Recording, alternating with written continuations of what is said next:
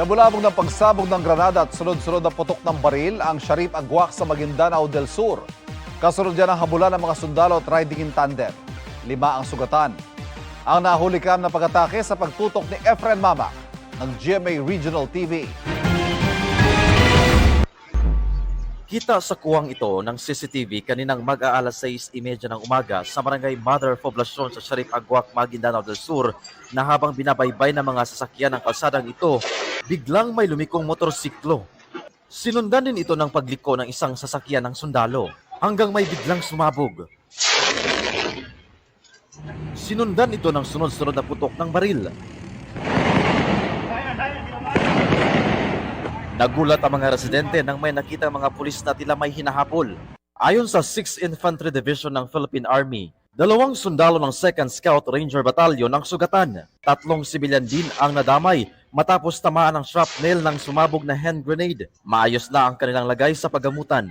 Sinusubukan pa silang makuna ng pahayag. They're traversing the route from Cotabato City to South Cotabato area when they were attacked by 2 unidentified running in tandem in the vicinity of Sharif Agwak, Roundbun, doon sa gitna.